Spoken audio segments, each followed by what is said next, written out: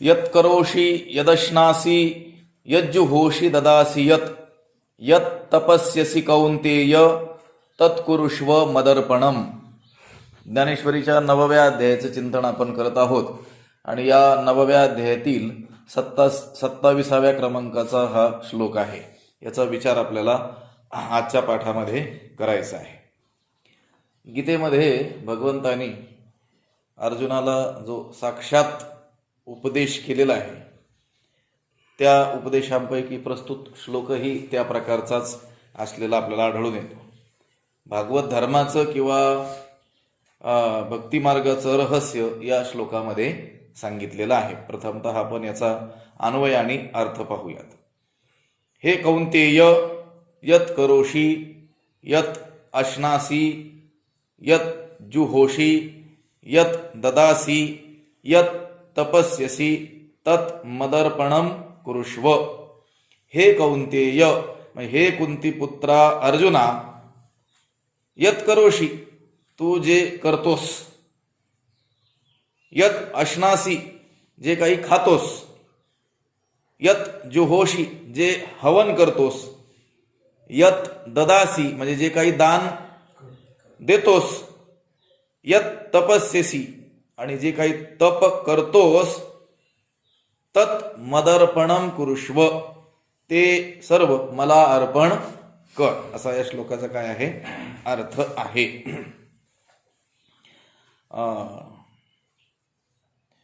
कर्मे ईशु भजावा, असं जे ज्ञानोबरायांनी सांगितलेलं आहे की कर्माच्या माध्यमातून भगवंताची काय करावी, आराधना करावी, त्याची भक्ती करावी, त्याची उपासना करावी, त्याला प्रसन्न करावं, असं जे सांगितलेलं आहे.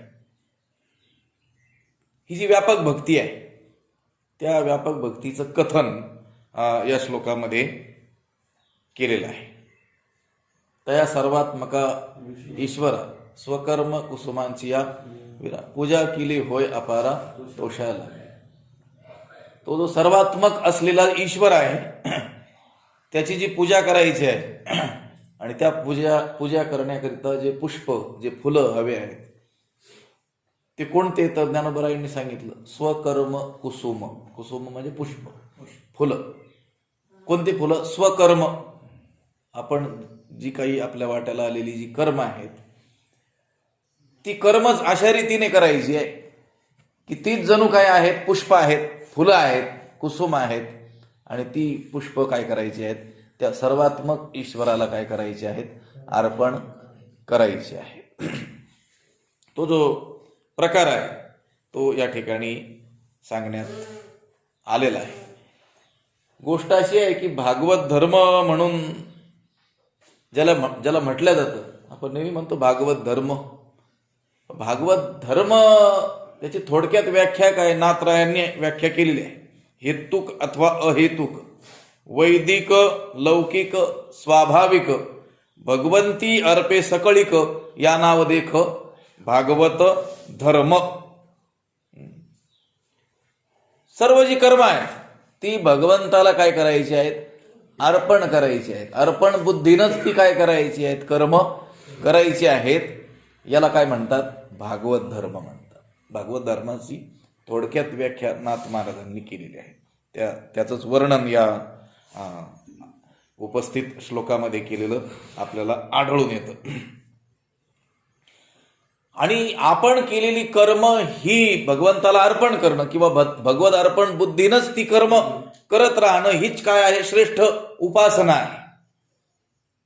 लक्षात आलं का? एखाद्या भगवंताच्या विग्रहासमोर बसून त्याची पूजा अर्चा, वंदन, नैवेद्य इत्यादी ती पूजा तर आहेच आहे, पण ती प्रतिकात्मक आहे. लक्षात आलं का? केवळ तीच मुख्य पूजा आहे असं नाही आहे.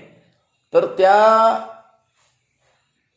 काही काळ केलेल्या पूजेतून, काही तासभर, अर्धा तास, काहीतरी विशिष्ट वेळ आपण त्या केलेल्या पूजेतून आपल्याला हे शिकायचंय की पूर्ण जीवन हे पूजामय आपलं झालं पाहिजे. लक्षात आलं का? ते प्रतिकात्मक आहे. जसं असं सांगतात ना, विद्या जी आपण प्राप्त करतो तिचे 4 पाद आहेत असं सांगितलेलं आहे. 4 पाय. आणि ते 4 खांब आहेत आणि त्या 4 खांबावर हे विद्या मंदिर उभं आहे. संपूर्ण विद्या जी आपल्याला प्राप्त होते तिचे किती भाग आहेत? 4 भाग आहेत. लक्षात आलं का? 25%, 25%, 25% आणि 25%. त्याच्यातली एक पाद जी विद्या आहे तेवढीच आपल्याला फक्त श्री गुरुकडून काय होत असते? प्राप्त होत असते. लक्षात आलं का? गुरुंकडून प्राप्त होणारी जी विद्या आहे, ज्ञान आहे, ती किती टक्के आहे? 25%. 4 आणे. लक्षात आलं का? आणि मग ही पूर्ण कशी होते? तर त्याची वेगवेगळी पाद त्यांनी सांगितलेली आहेत. गुरुकडून प्राप्त होते ती 25%.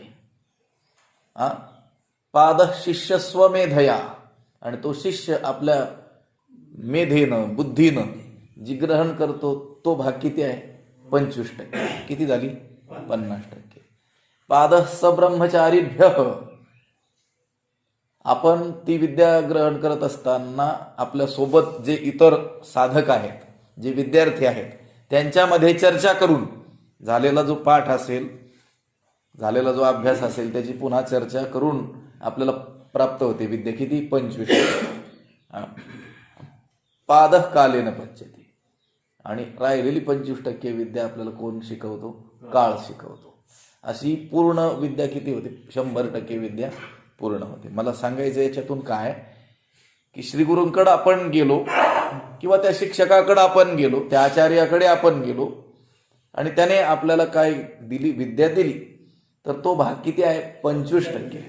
आपल्याला जो पूर्ण करायचा भाग किती आहे? 75% आहे. त्याच्यातला मग कसा कसा आहे?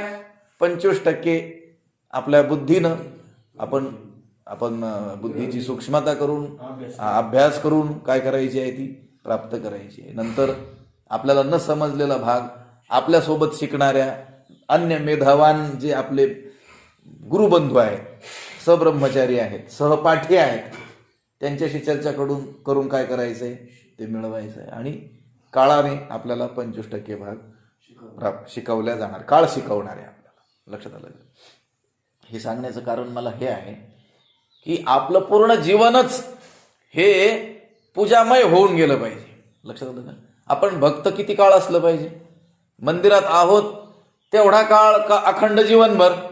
अखंड जीवनभर. लक्षात आलं का? परंतु अखंड जीवनभर आपल्याला आपलं जीवन भक्तिमय जाण्याकरिता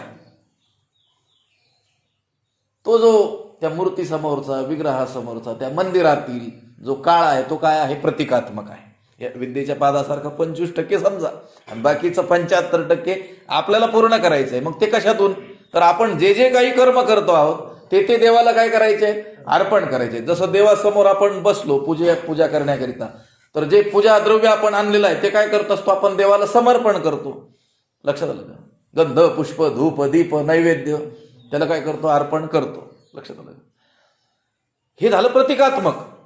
पण तिथून उठल्यानंतर पूर्ण आपण जो आपला दिवस आहे किंवा पूर्ण जो काळ आहे त्या काळामध्ये देखील काय चालू असली पाहिजे? आपली पूजा चालूच असली पाहिजे. मग ती पूजा कशी चालू राहील?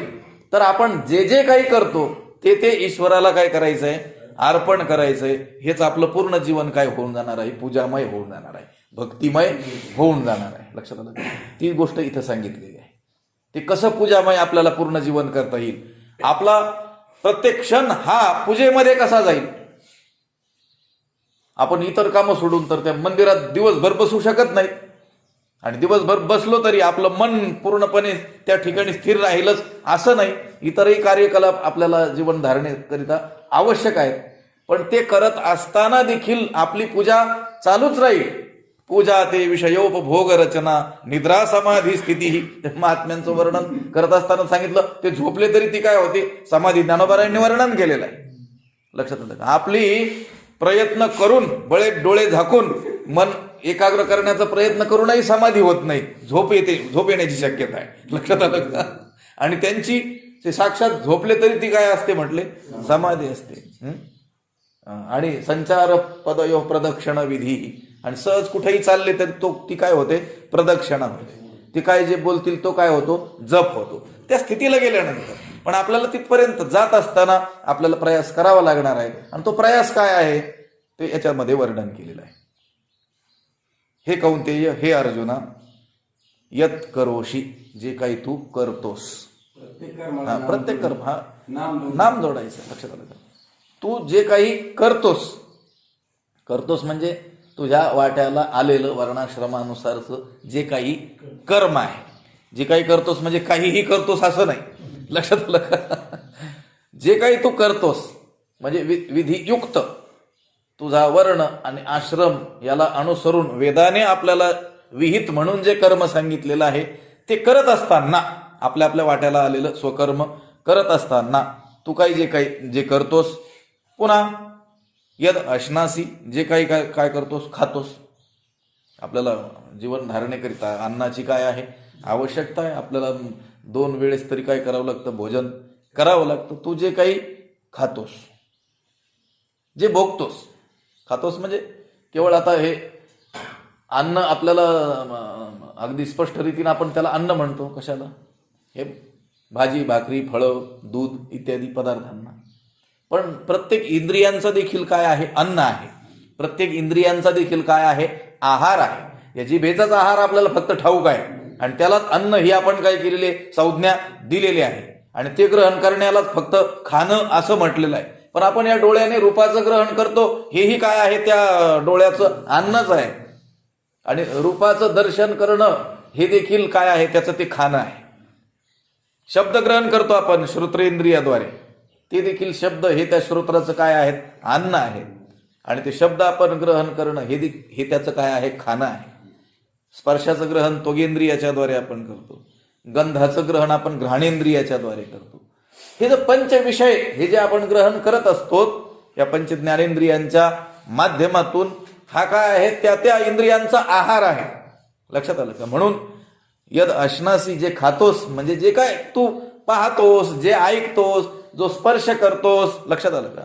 ज्याचा गंध ग्रहण करतोस, ज्या रसाचं तू काय करतोस, जिभेच्या द्वारे रसनेंद्रियाच्या द्वारे ग्रहण करतोस, मनाने सुद्धा काय करतोस, जो विचार करतोस, लक्षात आलं का? हे तिथं यद अश्नासी, जे काही खातोस, जे काही करतोस, जे काही खातोस म्हणजे भोगतोस. यज्जुहोसी, जे काही तू हवन करतोस. यत ददासी, जे काही देतोस, जे काही तू काय करतोस, दान देतोस. यत तपस्यसी, आणि जे काही तू काय करतोस, तप करतोस. तत् मदर्पणम कुरुष्व, ते सर्व मला काय कर, अर्पण कर. लक्षात आलं? असा या श्लोकाचा काय आहे, अर्थ आहे. हे अर्जुना, तू जे काही करतोस, जे काही खातोस म्हणजे भोगतोस, जे हवन करतोस, जे काही देतोस, जे काही तप करतोस, ते सर्व मला अर्पण कर. यावर ज्ञानोबराय काय म्हणतात ते आपण आता पाहूया. जे काही व्यापार करीसी, का भोग हन भोगीसी, अथवा यज्ञी यजिसी नाना विधी. जे काही व्यापार करीसी, जे काही व्यापार करीसी, का भोग भोगीसी, अथवा नाना विधी यज्ञी यजिसी. तू जी काही कर्म करशील किंवा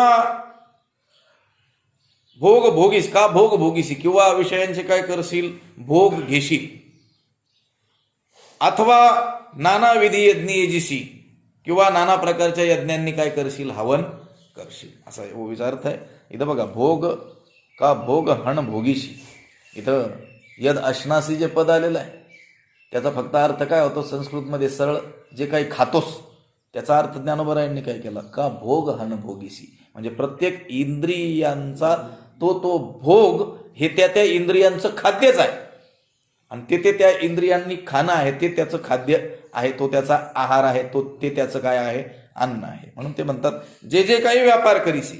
व्यापार शब्दाचा आहे कर्म. लक्षात आलं का? आपण खरेदी विक्री यालाच काय म्हणतो, फक्त व्यापार म्हणतो. तसं नाही, व्यापार शब्दाचा व्यापक अर्थ आहे. काय अर्थ आहे, कर्म. जे काय करतो, हे हात मी हलवतो, हाताचा काय झाला, व्यापार झाला. हे जे मी बोलतोय, माझ्या ओठांची जी हालचाल होते आहे, हे शब्द बाहेर पडत आहेत, हा काय आहे, या मुखाचा काय झालेला आहे, व्यापारच आहे ना. हे डोळ्यांनी पाहतो आहे, हा काय आहे, व्यापारच आहे.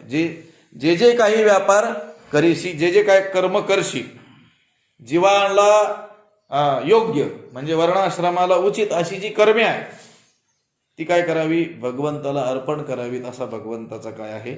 आदेश आहे. तरी उचित कर्मे आघवी तुवा आचरोणी मज अर्पावी परी चित्त वृत्ती न्यासावी आत्मरूपी. काय करावं? तरी उचित कर्मे आघवी. लक्षात आलं? आघवी कर्मे, पण कशी? उचित. लक्षात आलं? काही अनुचितही कर्म करायची आणि कृष्णार्पण असं कसं चालेल? लक्षात आलं? जी उचित कर्मे आघवी उचित कर्मे ती काय करावी? तुवा आचरोनी तू काय करावं? त्याचं आचरण करावं आणि मग मला काय करावी? अर्पण करावी. परी चित्त वृत्ती न्यासावी आत्मरूपी. परंतु चित्त कुठं असलं पाहिजे? आत्मस्वरूपाच्या ठिकाणी. लक्षात आलं? हरिपाठातलं चरण आहे, आपण नेहमी त्याचा उल्लेख केलेला आहे. त्रिवेणी संगमी नाना तीर्थे भ्रमी चित्त नाही नामी तरी ते. त्रिवेणी संगमी स्नान केलं, नाना तीर्थांचं काय केलं? भ्रमण केलं. कर्मच झालं की नाही? पण हे करत असताना चित्त कुठं ठेवावं? नामावर ठेवावं. परी चित्त वृत्ती न्यासावी आत्मरूपी. तिथं आत्मरूपी म्हटलंय आणि तिथं काय म्हटलंय? चित्त नाही नामी तरी ते व्यर्थ. काहीही आपण करत असलो तरी ते काहीही म्हणजे जे उचित आपल्या वाट्याला आलेलं कर्म, ते सर्व कर्म काय करावं? आपण आचरावं, करावं आणि ते आचरोणी भगवंताला काय करावं? अर्पण करावं. पण हे करत असताना चित्त कुठं ठेवावं? आत्मस्वरूपाच्या ठिकाणी, म्हणजे भगवंताच्या नामाच्या ठिकाणी ठेवलं पाहिजे. लक्षात आलं का? जे काही व्यापार करीशी, व्यापार म्हणजे कर्म. लक्षात आलं का? व्यापार म्हणजे व्यवहार. जो व्यवहार करशील तो काय कर? मला अर्पण कर. का भोगहण भोगीसी, किंवा जे काही भोग काय करशील, भोगशील विषयांचं काय करशील, ज्या विषयांचं काय करशील? सेवन करशील. आता विषय तर तसे काय आहेत? बाधक आहेत. पण बाधक जरी असले तरी निषिद्ध भोग काय आहेत? बाधक आहेत. जे विहित भोग आहेत ते तर भोगावे लागणारच आहे. लक्षात आलं का? डोळ्यांनी पाहावंच लागणार आहे. लक्षात, कानांनी ऐकावंच लागणार आहे. त्वचेला स्पर्श होणारच आहे. गंधाचं ग्रहण घ्राणेंद्रिय करणारच आहे. रसाचं ग्रहण रसनेंद्रिय जिव्हा ही करणारच आहे. पण अनिषिद्ध असे जे भोग आहेत, म्हणजे जे भोगण्याविषयी शास्त्राने विरोध केलेला नाही, त्याचं काय करावं? सेवन करावं. आणि ते करत असताना का भोग हण भोगीशी, त्या निषिद्ध नसलेल्या त्या विषयांचाच काय करावा? भोग घ्यावा. या गृहस्थी लोकांना तर शास्त्राने अनेक प्रकारची काय केलेली आहेत? बंधनं घातलेली आहेत. पण आपल्याला काय करायचं सांगितलेलं आहे आणि काय करण्यामध्ये प्रत्यवाय शास्त्राने सांगितलेलं आहे याचं ज्ञानच त्यांना नाही आहे. लक्षात आलं? म्हणून स्वामी विवेकानंद एका ठिकाणी म्हणतात की एक आदर्श संन्यासी होण्यापेक्षा एक आदर्श गृहस्थाश्रमी होणं अधिक कठीण आहे. लक्षात आलं का? कशापेक्षा काय कठीण आहे? आदर्श. लक्षात ठेवा, शब्द लक्षात घ्या. आदर्श संन्यासी होण्यापेक्षा आदर्श गृहस्थाश्रमी होणं काय आहे? अधिक कठीण आहे. तुम्हाला आदर्श संन्यासी मिळतील, सगळेच संन्यासी आदर्श असतील असं काही नाही. पण आमच्या श्रीगुरूंसारखे आदर्श संन्यासी, सगळं संन्याशांनी ज्यांचा आदर्श घ्यावा असे आदर्श संन्यासी जगात सापडतील. पण आदर्श गृहस्थाश्रम आहेत का कुठं? जे संतांनी जसा गृहस्थाश्रम करायचा सांगितलेला आहे, धन्यो गृहस्थाश्रम असं म्हणून ज्याचं वर्णन केलेलं आहे, सर्व विधी नियमांचं पालन तंतोतंत आपल्या जीवनात जो करतो आहे, असा गृहस्थी आहे का कुठं? लक्षात आलं का? मग लोक म्हणतात नाही पहिले महात्मे कसे होते ना आताचे महात्मे कसे. त्यावेळेस लक्षात घ्यावं की पहिले गृहस्थी कशी होते आताचे गृहस्थी कशी आहे. लक्षात आलं का? आपल्याकडे घेत राहावं. लक्षात आलं का? गृहस्थाश्रमाला अधिक नियम आहे. संन्यासाने आपल्या जीवनात जे काही नियम पालन करायला पाहिजेत त्याचं जे काही वर्णन आपल्याला आढळून येईल त्यापेक्षा 10 पट नियम कोणाला सांगितलेले आहेत? गृहस्थी पुरुषांना सांगितले. पण त्याच्यातलं आपल्याला एकही ठाऊक नाही. लक्षात आलं? आणि त्या नियमांना अनुसरूनच भोग भोगावेत, तिथं निषेध केलेला नाही. आता किती छोट्या छोट्या गोष्टी सांगत बसाव्या. आता धन प्राप्ती आहे, धन मिळवणं आहे, तर त्याला निषेध केलाय का? जोडवणीय धन उत्तम व्यवहार. उदास विचारे वेच करी. धन आवश्यक आहे गृहस्थी जीवनासाठी, त्याची गरज आहे. धर्मकार्यासाठी त्याचा तो उपयोग करून घेऊन आपला मार्ग प्रशस्त करू शकतो, हे लक्षात आलं का? सुखस्य मूलम धर्म, हा धर्मस्य मूलम अर्थ असं सांगितलेलं आहे. पण ते मिळवत असताना कसं मिळवायचं सांगितलं? उत्तम व्यवहारी. लक्षात आलं? उत्तम प्रकारचा व्यवहार करून. मग काही व्यवहार उत्तम आहेत आणि काही कसे आहेत? निकृष्ट आहेत. मग आपण ते निकृष्ट व्यवहार न करता जे जे काही उत्तम व्यवहार सांगितलेले आहेत धन प्राप्तीचे अनेक मार्ग, मी कुठंतरी त्याचा उल्लेख केला होता, या स्मृती ग्रंथातील बरेच प्रमाण देऊन सांगितलं होतं की कोणते कोणते मार्ग आहेत द्रव्य मिळवण्याचे. अगदी भीक मागणं हा सुद्धा मार्ग त्यांनी सांगितलेला, चोरी करणं हा सुद्धा मार्ग सांगितलेला आहे. एक वेळ तो चांगला, पण अमुक अमुक मार्ग चांगला नाही, ते मी सांगितलं होतं तुम्हाला पाठीमागे. लक्षात आलं का?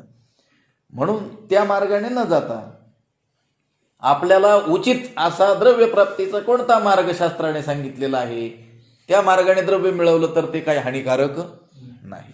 आणि ते द्रव्य निश्चितच आपल्याकडून धर्मकार्यातच खर्चलं जाईल. लक्षात आलं का?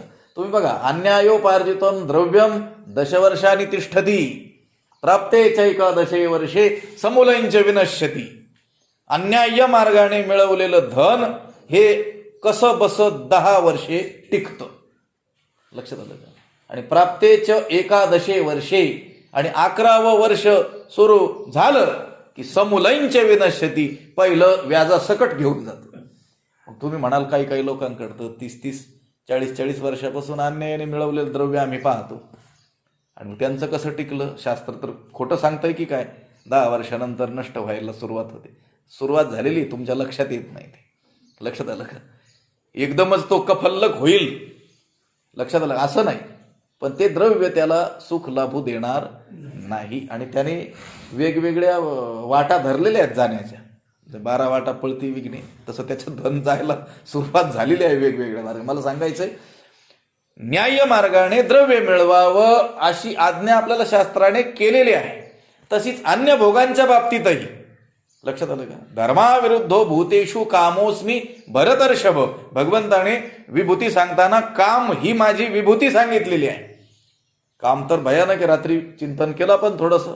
यमस्य कामस्य च तारतम्यम विचार्यमाणे महदस्ती लोके. लक्षात आलं का? कामात आणि यमात जर तुलना केली तर कोण चांगला म्हटले? दोन्ही चांगले नाहीत, दोन्ही त्यातली त्यात. काल उदाहरण सांगितलं होतं ना, लक्षात आलं का? एखादं गाव आहे, सगळं दुर्जनांचंच गाव आहे, सगळे दुष्ट वाईटच लोक, आणि एक माणूस गेला त्या गावात शोधायला चांगला माणूस सापडेल का म्हणून. आता त्याला सापडणार नाही, पण त्यातली त्यात कोणाला चांगला म्हणेल? तो जो कमी वाईट आहे त्याला. लक्षात आलं का? तो चांगला नाही, पण बाकीच्यांपेक्षा बरा आहे. तसं यमही घातक आणि कामही घातक, पण आचार्य म्हटले यांच्यात जर तुलना केली तर कामापेक्षा यम बरा. यम कोणालाही आवडत नाही, अप्रिय आहे तो, पण तो प्रिय करतो. या देहातून तरी आपली काय करतो? सुटका करतो ना तो.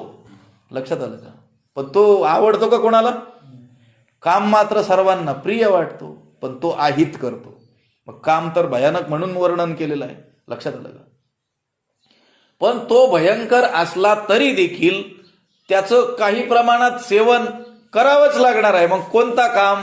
धर्माविरुद्धो, म्हणजे धर्माच्या अविरोधी असलेला तो काम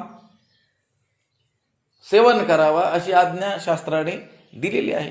तेवढी सवलत दिलेली आहे. मला काय सांगायचंय, गृहस्थी पुरुषाला अधिक नियमांचं पालन आपल्या जीवनात करावं लागतं, पण त्याने ते नियम पाहून मग काय करावं? त्या त्या विषयांचं सेवन करावं. असे तो जेवढे काही भोग भोगत असेल, इथं सांगितलं का भोग हण भोगीशी, कारण इथं भोग शब्द व्यापक अर्थाने आलेला आहे, विषय या अर्थाने आलेला आहे. लक्षात आलं? पंचविषय त्यांचं तर सेवन गृहस्थी असो की संन्यासी असो त्याला करावंच लागणार आहे. जरी झाला संन्यासी माध्यान्हासी तोंडवासी असं सांगितलेलं आहे ना. कितीही संन्यासी झाला तरी 12 वाजता तर त्याला 4 घास अष्टग्रास हो मुनेर भक्ष 8 घास सांगितलेलं आहे त्याला. लक्षात आलं का? 8 घास अन्न तर कमीत कमी त्याला खावं लागणार आहे. मग असे जे भोग तू तुझ्या जीवनात जे भोगशील, कसे भोग? विधीनं सांगितलेले, विधीच्या विरोधी नसलेले, निषिद्ध विषय त्यागाते समान. विधीनं जर सेवन केलं तर ते विषय त्यागाप्रमाणेच असतं. असे जे काय तू काय करशील, भोगीशी, जे काही व्यापार करीशी, भोग हण भोगीशी, अथवा यज्ञी यजीशी नानाविधी, किंवा नाना प्रकारच्या यज्ञांनी काय करशील, यजन करशील. अर्जुनाला भगवंत सांगतात की हे अर्जुना, तू तुझ्या जीवनामध्ये जे काही कर्म करशील, जे काही उचित असे भोगशील, अथवा किंवा नाना प्रकारच्या यज्ञांनी काय करशील, यजन करशील. कारण यज्ञाचा विधी, यज्ञाची आज्ञा गृहस्थ्यांना केल्या गेलेली आहे. लक्षात आलं का? हे जे तू काय करशील, अथवा काय करशील अजून, ना तरी पात्र विशेषे दाने, का सेवका देशी जीवने, तपादी साधने व्रते करीशी. ना तरी, किंवा काय करशील, पात्र विशेषे दाने, सत्पात्री काय करशील, तू दान देशील. दान देण्याची आज्ञा देखील गृहस्थी पुरुषांना शास्त्राने केलेली आहे. आपण उचित मार्गाने मिळवलेल्या संपत्तीमधून काही भाग हा दानासाठीच ठेवावा, अशी काय केलेली आहे, आज्ञा केली. आणि मग तुमच्या कर्मानुसार, कर्माच्या ज्या विभागण्या आहेत त्यानुसार तो टक्का ठरवलेला आहे. लक्षात आलं का? आता मोठा विषय असतो हा. लक्षात आलं का? एक शब्द पुढे आला की त्या विषयाचं जेवढं काही वर्णन आहे ते सगळं आपल्याला लक्षात घ्यावं लागतं. सांगता नाही येत तेवढा वेळ नसतो. लक्षात आलं का? ना तरी पात्र विशेषे दाने, दान द्यायचंय पण ते सत्पात्री द्यायचं आहे. लक्षात, देशे कालेचे पात्रेच तद्दानम सात्विकम स्मृतम. देश काळ पात्र बघून काय करायचंय, दान द्यायचंय. आणि द्रव्याचं दान देताना तर विशेष करून त्या पात्राचा विचार करून ते दान द्यायचंय. सर्वभूती द्यावे अन्न, द्रव्य पात्र विचारून. अन्न द्यायचं असेल तर कुणालाही द्या, तो समोरचा कसा आहे त्याचा विचार न करता, तो जर भुकेलेला असेल, अन्नाची आवश्यकता असेल तर त्याला अन्न द्या. सर्वभूती द्यावे अन्न, पण द्रव्य देत असताना पात्राचा अपात्राचा काय करा, विचार. द्रव्य पात्र विचारून. सहजच कोणीतरी आलं 5 रुपये मागितले लगेच काढून दिले असं कधी करायचं नाही. कारण ते 5 रुपये घेऊन 5 मिनिटात, लक्षात आलं का, तुम्हालाही त्याच्याबरोबर मग दंड ठरलेलाच आहे. लक्षात आलं का? म्हणून कोणी जर म्हणत असेल मी भुकेलेला आहे आणि मला काही पैसे द्या, तर त्याला त्या पैशाचं काहीतरी अन्न घेऊन द्यावं. माझ्या बाबतीत अनेक वेळेस प्रसंग आलेले आहे. लक्षात आलं का? परंतु मी काय करत असतो, किंवा म्हणजे मोठी माणसं जी करत होते ते आम्ही पाहिलेलं आहे, काहीतरी अन्न तेवढ्या पैशाचं घ्यायचं आणि त्याला द्यायचं. एकदा असंच शेवगावमध्ये त्या भाजी बाजारामध्ये असंच मध्ये बाजार नसताना असं मध्ये गेलो होतो त्या भाजी मंडईमध्ये. एक म्हातारा मनुष्य आला आणि तो म्हणला मला खूप भूक लागली. मला खूप दया आली त्याची, आणि माझं ठरलेलं असतं, म्हटलं त्याला काहीतरी घेऊन खायला देऊया. मग तिथं समोर एक हॉटेल होतं, त्यांना म्हटलं यांना काहीतरी खायला द्या आणि मी पैसे देऊ लागलो. तो म्हातारा म्हण नाही मला पैसे द्या म्हणे. म्हटलं पैसे देणार नाही. आणि मग मी काही त्याला दिले नाही, तोही निघून गेला. मग ती भाजी विकणाऱ्या त्या महिलेनं सांगितलं याला देऊ नका म्हणे, हा दारू पिऊन येत असते. म्हटलं हे मला ठाऊक होतं. लक्षात आलं का? पात्र विशेषे इथं सांगितलंय, विशेष पात्र. लक्षात आलं का? म्हणजे सत्पात्री दान जे काही तू करशील, म्हणजे गृहस्थी माणसाने ते करावं. दानम भोगो नाशस्तिस्त्रो गतयो भवन्ति वित्तस्य यो न ददाति न भुंक्ते तस्य तृतीया गतिर्भवती. शास्त्रकारांनी सांगितलेलं आहे. वित्ताच्या 3 गती आहेत. धन 3 मार्गाने जातं. आपल्याकडे आलेलं धन, द्रव्य, पैसा, वित्त, त्याच्या 3 गती आहेत. कोणत्या? दानम, दान दिलं तरी आता तुमच्याकडे 1000 रुपये असतील, 100 रुपये दिले तरी 900 राहणार ना, 100 कमी झाले. भोगो, किंवा तुम्ही त्याच्यातील 200 रुपयाचं काहीतरी घेऊन तुम्ही त्याचा उपभोग घेतला तरी ते 200 कमी झाले, कमी होणारच आहे. आणि तिसरी गोष्ट, खिसाच कापला, ते 1000च जाणार आहे. लक्षात आलं? वित्ताच्या 3 गती, 3च गती आहेत. दानम भोगो नाशस तिसरो गतयो भवंती वित्तस्य. वित्ताच्या 3 गती आहेत. मग त्यांनी सांगितलं यो न ददाती, मग जो देत नाही दान, सत्पात्री पात्र, योग्य पात्र त्याला उपलब्ध असूनही तो दान देत नाही, नका का देणं. ठीक आहे म्हटले शास्त्रकार, काय अडचण नाही, दिलं पाहिजे. लक्षात आलं का? नका घालू दूध जयामध्ये ताकाचे उपकार तरी करा, नका देऊ बाबा दूध, त्याच्यात लोणी वगैरे असतं, पण कमीत कमी ते लोणी काढून घेतल्यानंतर ताक आहे ते तरी द्या. लक्षात आलं का? खरं तर ते लोण्यासह आधी असलेलं दूधच द्या असं सांगायचे, पण नसलं तुमच्याच्याने देणं होत तर कमीत कमी ताकाचे उपकार तरी करा, तुकाराम महाराजांनी सांगितलेलं आहे. बरं ठीक आहे, शास्त्रकार म्हटले नको, ताकही नको देऊ बाबा, पण कमीत कमी तू तर त्याचा उपभोग घे. म्हणतो माझे 1 कोटी रुपये बँकेत आहेत आणि धोत्राला 10 ठिकाणी गाठी मारलेल्या आहेत की नाही लोक तुमच्याच परिचयाचे, म्हणून उदाहरण सांगतोय. लक्षात आलं? अरे बाबा नको देऊ कुणाला, सांगितलंय शास्त्राने द्यायचंय पण नको देऊ, तिथंही सवलत दिली शास्त्राने, पण कमीत कमी काय कर, उपभोग तर घे, चांगली 4-2 धोतर विकत आण. लक्षात आलं का? नाही. मग तिसरी गती ठरलेली कोणती? नाश. आणि ह्या वित्ताच्या 3च गती झालेल्या तुम्हाला जगामध्ये दिसून येतील, याच्यापेक्षा दुसरी गती. म्हणून माणसाने काय करावं? शास्त्राने आज्ञा दिलेली आहे दान करण्याची, दान करावं. नाही करता येत तर काय करावं? तुमचं तरी चांगलं खा प्या. लक्षात आलं? पण ते नाही केलं तर तिसरी गती ठरलेली आहे कोणती? नाश होणार आहे त्याचा. म्हणून इथं म्हटले पात्र विशेष दाने, आचार शुद्ध, वेदार्थ वेत्ता ब्राह्मण किंवा दीन दुबळा जो गरीब आहे, देयम दीन जनायचे वित्तम, आचार्य भगवान शंकराचार्यांनी म्हटलेलं आहे. बरेच वेळ त्या श्लोकावर बोललो होतो आपण पाठीमागे 10-1 वर्षापूर्वी. दीन दुबळा जो आहे, ज्याला आवश्यकता आहे, आणि सत्पात्री जो आहे त्याला जे काही तू काय करशील, तू जे दान देशील हे अर्जुना, तू ना तरी पात्र विशेषे दाने किंवा का सेवका देशी जीवने, किंवा त्या सेवकांना तुझ्या नोकरांना जीवने म्हणजे वेतन देशील, काय करशील? त्यांचा पगार, त्यांच्या कामाचा मोबदला, जी मजुरी ती तू काय करशील? देशील. तपादी साधने व्रते करीशी, तसंच तू काय करशील? तपादी साधनं करशील, व्रत करशील, तुझ्या जीवनामध्ये वेगवेगळ्या व्रतांचं काय करशील? आचरण करशील. हे सर्व जे तू काही करणार आहे ना, काय जे काही व्यापार करीसी, जे काही कर्म तुझ्याकडून होणार आहेत, का भोग हण भोगीसी, किंवा जे धर्माच्या अविरोधी असलेले शास्त्राने आज्ञा दिलेले जे काही भोग आहेत ते जेवढे काही तू भोगशील, अथवा यज्ञ यजीसी नानाविधी, किंवा तुझ्या जीवनामध्ये तू नाना प्रकारच्या यज्ञांनी यजन करशील, ना तरी पात्र विशेष दाने, किंवा सत्पात्र तुझ्या समोर आल्यानंतर तुझे जे काही दान करशील, का सेवका देशी जीवने, किंवा तू तुझ्या चाकरांना काय करशील? त्यांचा पगार करशील, त्यांचं वेतन त्यांना देशील. तपादी साधने व्रते करीशी, आणि तपादी साधनं आणि व्रत तू तुझ्या जीवनात जे काही करशील ते क्रिया जात आघवे, जे जैसे निपजेल स्वभावे, ते भावना करून करावे माझिया मोहरा. ते क्रिया जात ते आघवे क्रिया जात, ते सर्व जे आहे ना, सर्व कर्म, जे जैसे निपजेल स्वभावे, जे जैसे स्वभावे निपजेल, हे जे सर्व कर्म तुझ्याकडून जसं होईल, सहजगत्या जसं होईल तसं काय कर? ते भावना करुणी करावे माझिया मोहरा, ते भावना करुणी माझिया मोहरा करावे, ते सर्व भक्तिपूर्वक माझ्याकडे तू लावलं पाहिजे, माझ्या प्राप्तीच्या उद्देशानेच ते करावं.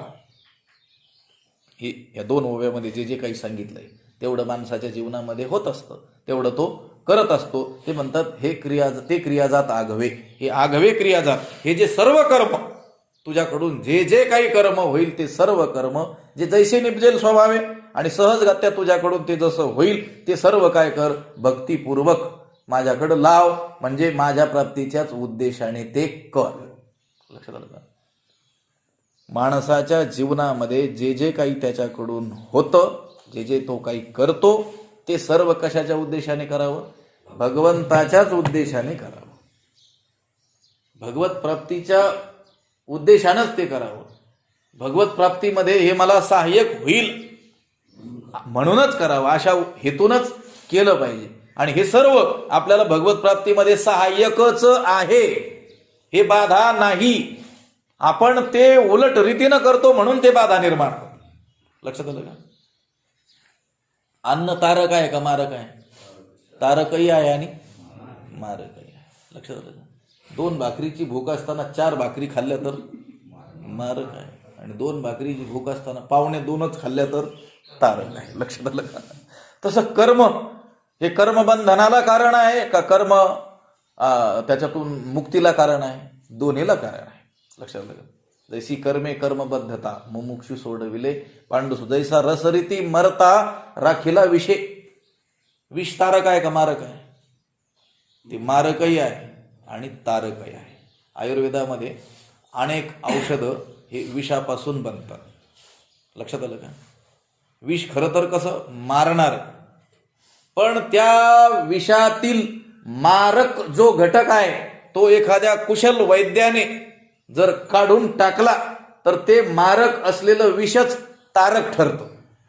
लक्षात आलं. आता एखाद्याला सर्पदंश झाला तर त्या सर्पदंशातून निवृत्ती करण्याकरिता जे औषध त्याला दिलं जातं ते काय असतं? विषच असतं. आता त्याला ते दिलं जाणारं विष, त्याच्या शरीरात टोचलं जाणारं विष हे त्याला तारक आहे का मारक आहे? पहिल्या विषापासून काय आहे? तारक आहे. लक्षात आलं का? तसं कर्म हे बंधनालाच कारण होणारे आहेत. लक्षात आलं का? पण तेच कर्म जर फलाकांक्षा, लक्षात आलं का, त्याची फलाची अपेक्षा आणि कर्तृत्वाचा अभिमान जर टाकला तर तेच कर्म काय आहे? आपल्याला सोडवण्याला कारण आहे. कर्मे कर्मबद्धता मुमुक्षु सोडविले पांडुसुता. हे अर्जुना, त्या कर्मानेच कर्मबंधनापासून मुमुक्षुला सोडवलं. कसं? जैसा रसरीती राखिता मारिता राखीला विषय. लक्षात आलं का? त्या रसाने मरणाऱ्याला विषाने राखवलं. लक्षात आलं का? म्हणजे विष हे मारक असताना देखील त्यातील मारक अंश जर बाजूला केला तर तेच काय झालं? तारक ठरलं. तसं कर्म हे कर्मबंधनालाच कारण, पण त्यातील जे बंधनाला कारण असलेले जे दोन घटक आहेत कोणते? हे कर्म मी करतोय, माझ्यामुळं होत आहे, आणि हे केल्याने मला हे प्राप्त होईल, या दोन गोष्टी सोडून द्यायच्या आणि कर्म करत राहायचं. कसं? कर्म हे ते क्रियाजात आगवे जैसे जे जैसे निपजेल स्वभावे ते भावना करून करावे माझी या मोहरा. माझ्या उद्देशानंच ते केले तर. लक्षात आलं. भगवंत म्हणतोय जे जे काही तू कर्म करशील ते काय कर? माझ्या उद्देशानेच कर. आणि तुम्ही पहा, जी महापुरुष आहेत, जे संत आहेत, महात्मे आहेत, त्यांच्या जीवनामध्ये देखील त्यांनी तीच कर्म केलेली आहेत जी आपण आपल्या जीवनामध्ये करत आहोत. कोणत्या संत पुरुषाने आपल्या प्राप्त कर्माचा त्याग केलेला आढळून येतो? कोणत्याच नाही. कांदा मुळा भाजी अवघी विठाई माझी आई. लक्षात आलं का? गोरोबा काका असतील, सावता महाराज असतील, सेना महाराज असतील, सर्वच संत त्यांनी आपल्या आपल्या यातीचा जो व्यापार आहे आपल्या वाट्याला आलेला वर्णाश्रमानुसार त्याचा त्याग केलाय का? ते कर्म केलंय, पण कसं केलंय? भगवद अर्पण बुद्धीनं केलेलं आहे. ते भावना करून करावे माझिया मोहरा. मला अर्पण करण्याची भावना करून माझ्या प्राप्तीच्याच उद्देशाने ते कर्म करावे. लक्षात आलं का?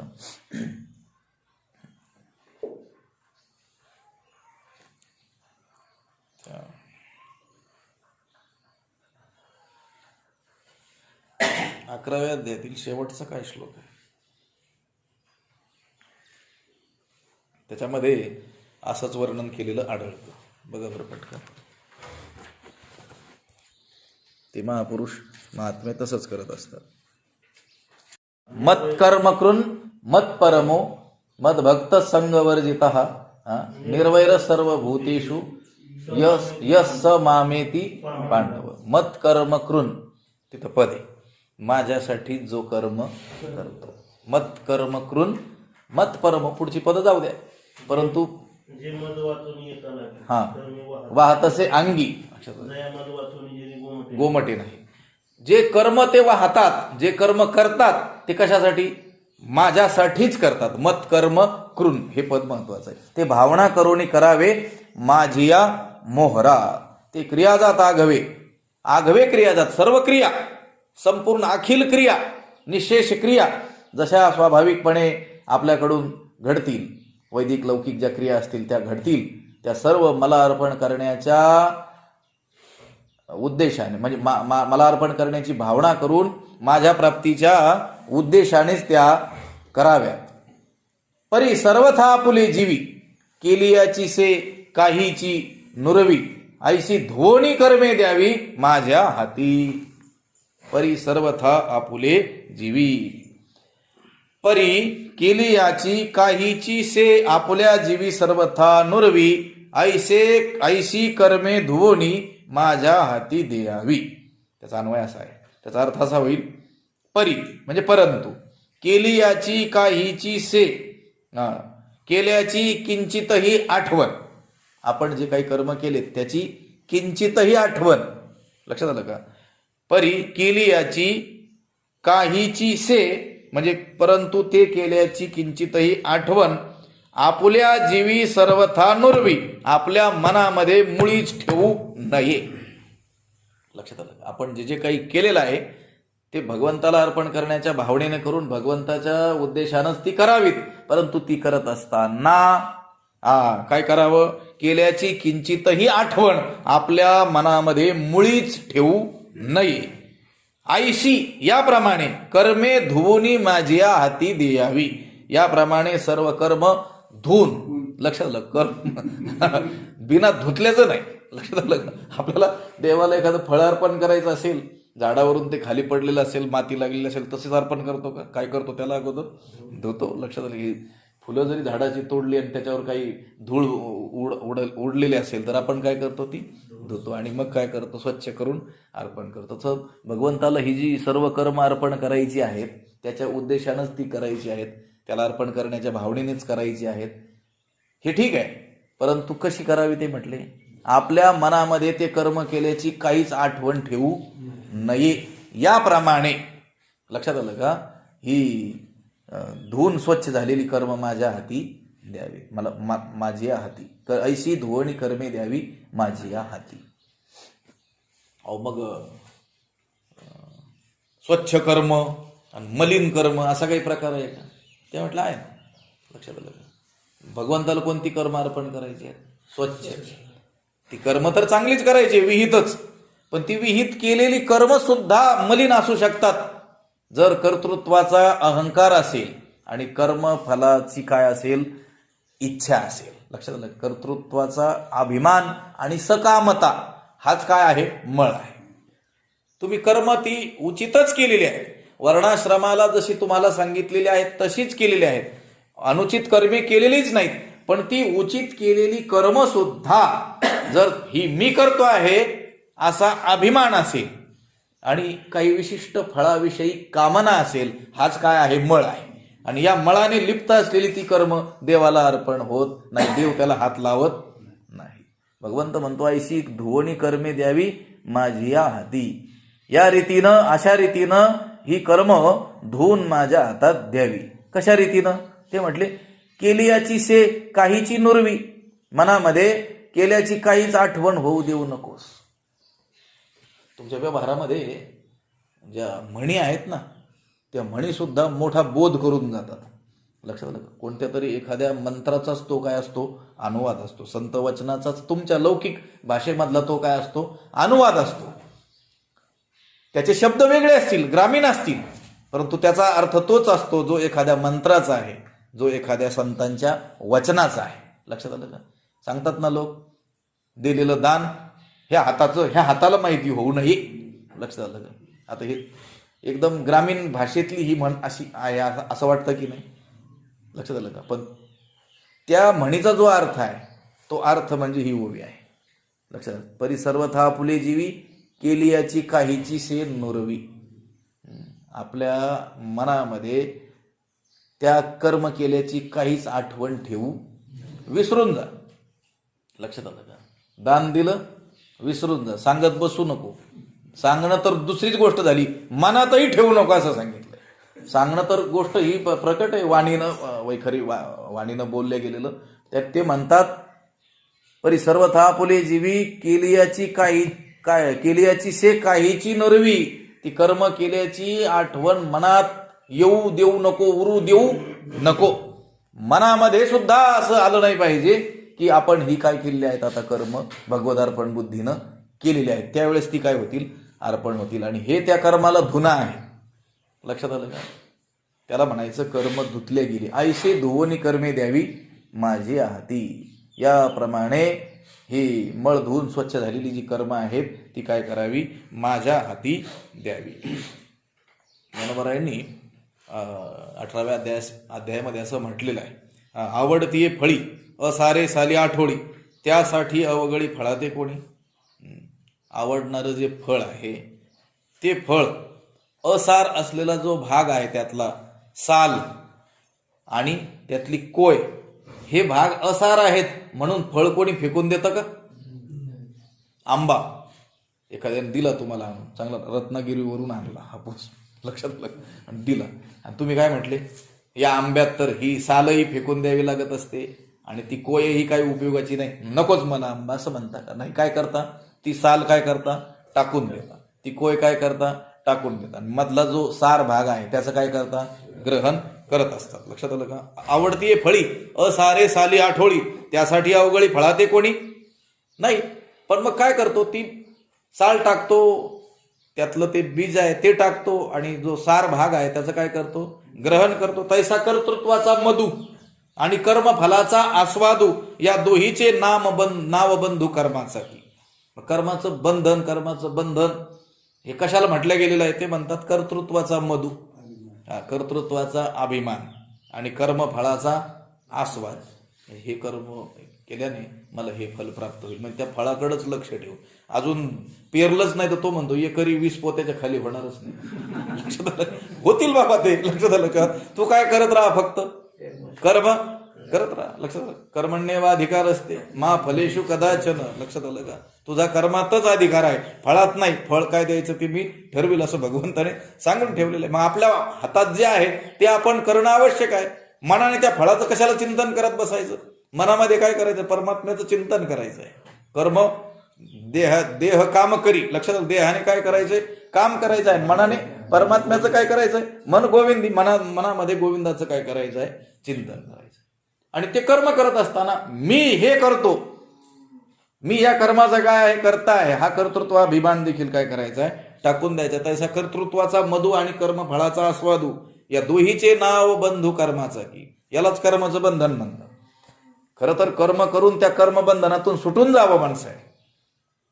पण माणूस काय करतो, कर्म करून अजून काय करतो, बंधन वाढवून ठेवतो. भगवंताने हे जे कर्म आपल्या हाती दिलेलं आहे, आपल्या वाट्याला वर्णाश्रमानुसार आलेलं, ते जर अशा रीतीनं केलं, या हातोटीनं जर केलं, योग कर्मसु कौशलम, कर्मातील कुशलता, तिलाच काय म्हटलेलं आहे, योग म्हटलेलं. ते कुशलतेनं करायचंय, चतुरतेनं करायचं आहे.